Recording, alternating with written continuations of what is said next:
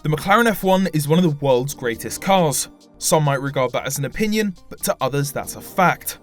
A total of 106 F1s were ever made, but with such a limited production run of cars that are documented so well, a few of them are bound to have some amazing stories. We couldn't just choose one though, so here's a few of our favourite McLaren F1 tales.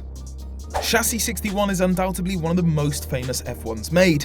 In fact, just by showing you it here, you probably recognise it, and more notably its first owner. Yes, this is the McLaren F1 once owned by Rowan Atkinson. He bought it brand new in 1997 and chose a unique dark burgundy colour unlike any other F1 built. In 1999, it was made arguably more unique when he accidentally crashed it into the back of a Rover Metro. Thankfully the damage was only minor, and the F1 was whisked away to be repaired and then back in the hands of Atkinson. However, that wasn't the end of 61's troubles, as 2011 saw the car crash again, this time much harder, with the engine and gearbox being ripped out of the car on impact. The car was sent away to McLaren to be assessed, and the repair bill sent to the insurance company was an incredible £910,000. That's because McLaren couldn't just throw some new panels on the F1 and let it out. It had to be fixed to their standard, and their standard was impossibly high. After 3 different test track days, a 202-mile-an-hour run, and a 7-page checklist, the car was deemed fixed. Atkinson got his car back in 2013 and kept it up until 2015, when he listed it for £8 million, having put some 41,000 miles on it. The car quickly sold and is now owned and continuously used by the subsequent owner. Chassis 11R started life much like any of the other F1 GTRs, commissioned by a race team and built for competition in the BPR Global GT series. However, it was the car's third owner that gives 11R its strange story. In the mid-90s, Mercedes-Benz was looking for a new race series to get into, and they saw the BPR Global GT series as the perfect place to enter. They had only one problem: they didn't have a car to do it with. They decided that whatever the car was, it would be powered by their 6-litre V12. Now they just needed a test mule to develop their aerodynamics on. Where could they possibly turn?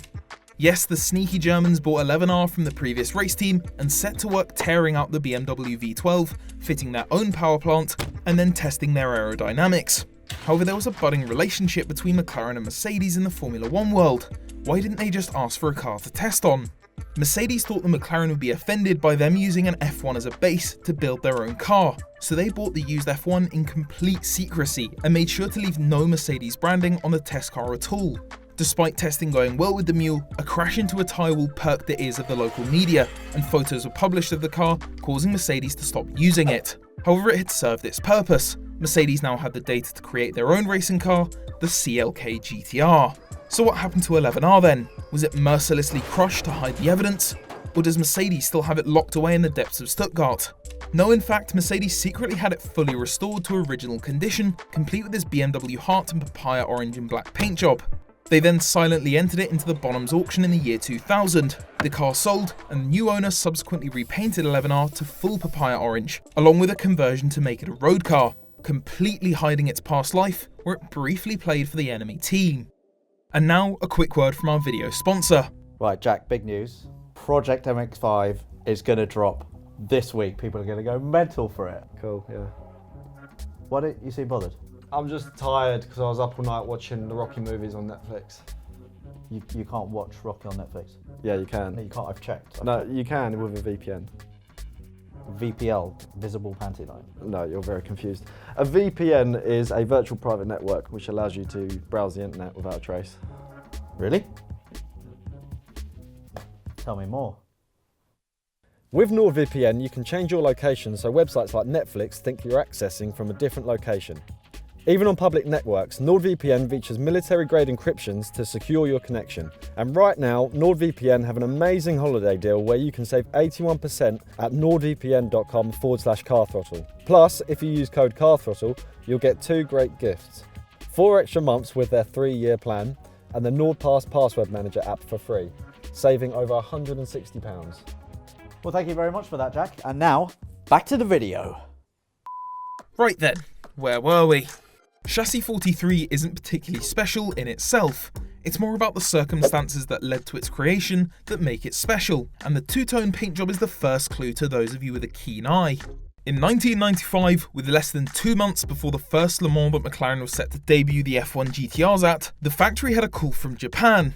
Mr. Motokazu Sayama was not only the owner of the Ueno Clinic medical facility in Japan, he was also a massive McLaren fan. His phone call was to see if he could get his company's name to sponsor any of the 6 GTRs that were set to run at Le Mans. However, the other 6 GTRs were already covered in sponsors and it wasn't a possibility. But Mr. Sayama wouldn't take no for an answer, offering to pay for another GTR to be built and run in the race just to have his sponsorship on it. McLaren were happy to do this, except for one small hitch. Every operational GTR they had built so far was already going to be competing in the race. The only car left was the F1 GTR test prototype number 1R. McLaren agreed to make this Sayama's car under one condition. If it was to miraculously win the race somehow, McLaren would stay the owner of 1R. If it didn't, Mr. Sayama was welcome to buy it. It was agreed, and McLaren got to work putting the car together just 6 weeks before the race. The Ueno Clinic number 59 made its deadline and rolled onto the hallowed ground of Le Mans.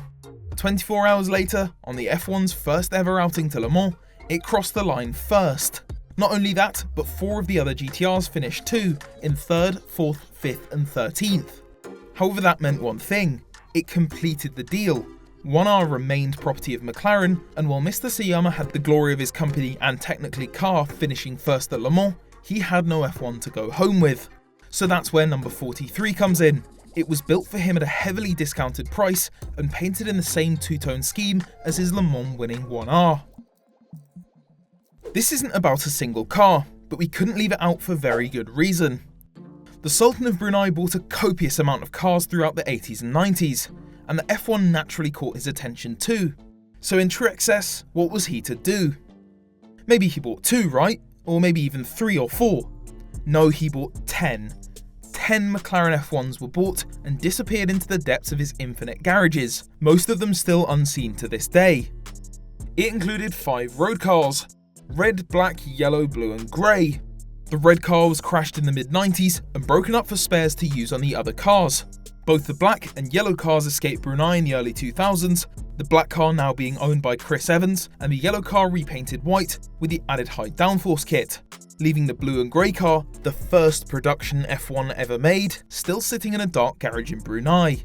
He also bought 3 of the 6 total F1 LMs made, 2 of which, LM1 and LM4, were painted in a very interesting matching paint scheme, also making them the only LMs to not be painted in papaya orange. Speaking of, naturally he had one of those too, LM5. Then he bought one of the 3 F1 GTs ever made, painted black on black. And to top it all off, an F1 GTR number 9R, painted as an exact replica of the Ueno Clinic car, which has apparently never moved since it first found its way into the garage. So with 2 sold and 1 written off, there's still 7 F1s locked away in Brunei, likely to never see the light of day. Those are some of our favourite McLaren F1 stories, but we're barely scratching the surface of the amazing tales behind these amazing cars. Let us know if you want a part 2, or maybe you want us to explore the cool backstories behind a different model. Let us know down in the comments.